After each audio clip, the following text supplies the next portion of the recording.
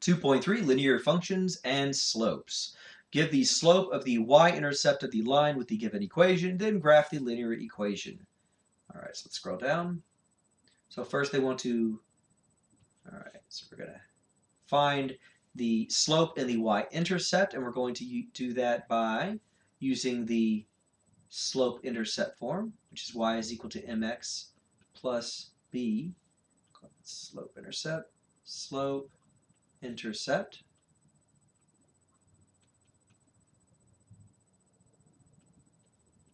Okay. So the first one right here, we take the slope here. It looks like the slope in this case is 5, the coefficient in front of the x. And then our y-intercept is 0. And we take this positive 2 right here. We put it there. 0, 2 is our y-intercept. So the first step in graphing this is going to be 0, 2. So we go to the middle and we go up 2. Let me use a different color so you can see the graph. So we go up 2. And that is my y-intercept because that's where it crosses the y-axis. Okay, now we're going to use the geometric interpretation of the slope. And since the slope is a 5, it's understood to be over a 1. So we're going to go up 5 and then over 1. So up 5. So from 2 to 7 and then over 1 right there. Let me draw a rough line through both somehow. And it looks something like that. There we go. All right, let's try another one. So this was also y is the equivalent of f(x) in this situation, so that's really y.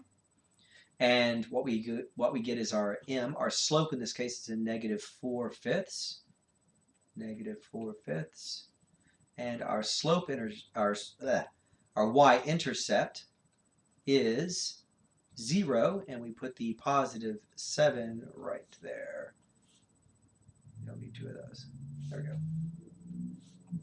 So let me plot the 0, 7. 0, 7 is going to be way over here in the middle of 7. -4/5, we're going to use the geometric interpretation of that, which is -4/5, which is down 4 to the right 5. So we go down 4. So from 7, we go down to 3, and then we go over to the right 5, which should be right over here. We draw a line. We can do it again if we want to. So theoretically, we could go down another 4 and then go over 5. Draw another point if we want to. Maybe that'll help us graph this a little better. I'm going to draw a line right through it. Right through everything just like that. All right, so we're going to do the same thing on this one. Graph the following equation on the rectangular coordinate system. So the first one we have is y is equal to -7. Okay. Now this is a little bit different. This is a special case. So all we know is that y is equal to -7. So basically, if I kind of draw a chart like this, that means that y is going to be -7 regardless of what we put in for the x. So for instance, x could be 0, x could be -5, or x could be +5, right? So regardless of what x is, y is -7. So if we go down 7, right here, it's going to be all along this line right here. That's going to be the graph. So when y, and this goes back to what we were asked to memorize before, which is if y is equal to some constant, right? Constant, the slope is 0, and it is a horizontal line. Horizontal line. Okay. So that's how we can graph it, right? So we just pick up a bunch of points. All right, so in this case right here, we have a 4x minus 24. I'm going to solve for that by adding 24 to both sides. Undo the subtraction of 24 by adding 24. Whatever I do to one side, I do to the other, giving me 4x is equal to 24. Divide by 4, divide by 4, xx. X is equal to 6. So in this case, now if I draw a little chart, hopefully this will make it, will illustrate the point. We know that x is equal to 6 regardless, but now y can be anything. So y could be, you know, whatever we want it to be. Oops, let's make that different. Okay, so let's go to 6 zeros.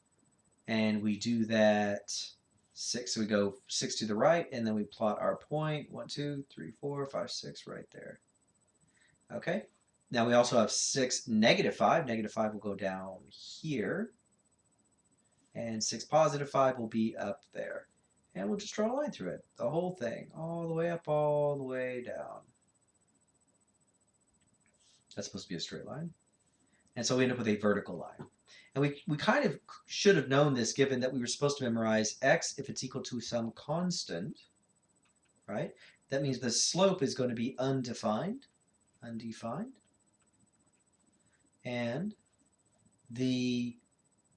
it's going to be a vertical line.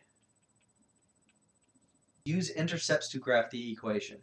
Okay, so we're going to find the intercepts. Okay, so intercepts would be something like we would find the x-intercept. Okay, that means the y is equal to 0. And if we're trying to find the y-intercept, we know that x is equal to 0. Okay, so we're going to use the intercepts. Let's try that. So let's see if we want to find the x-intercept.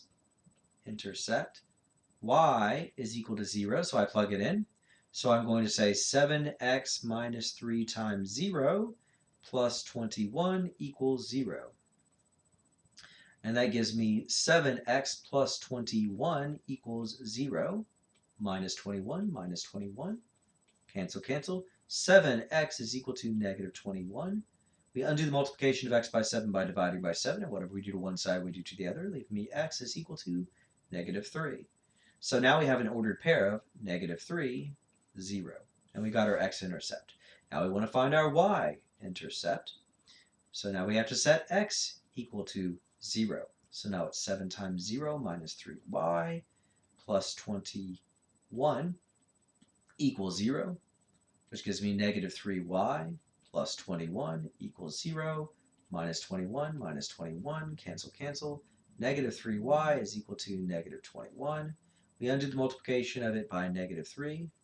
Whatever we do to one side, we do to the other, and that gives me y is equal to negative 21 divided by negative 3 is a positive 7. And then if we do an ordered pair, we know x is equal to 0 because we plugged it in there, and y is now a 7. So now we have our 2 points. And all we do to graph it using those 2 points is we plot those 2 points. So we have a negative 3, 0, negative 3. So we go to the left 3. We don't go up and we don't go down. So that's our first point. And then we have a 0, 7. 0, 7. So we stay in the middle. We go up 7. 0, 7 is right there. Then we draw a line through both of those. This is going to be a rough approximation. And that is our graph. Okay, so let's try another one. So let's see, we want to find the x-intercept of this one. Okay, we know that means we have to set y equal to 0. So we say 5x plus 3 times 0 plus 15. All right, so that's 5x. 3 times 0, 0, 0 goes away.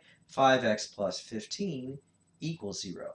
Minus 15, minus 15, because we're trying to get the 5x by itself, so we have to undo the addition of 15 by subtracting 15. Gives me 5x is equal to negative 15. We undo the multiplication of x by 5 by dividing by 5. Whatever we do to one side, we do to the other. Those 5's cancel out, leaving me x is equal to negative 3. That gives me a negative 3 and a 0. Let's say we want to find the y-intercept. To find the y-intercept, we set x equal to 0. So what we do now is we say 5 times 0 plus 3y, plus 15 equals 0. 5 times 0 is 0. 0 plus 3y is 3y plus 15. Let me clean that up a little bit.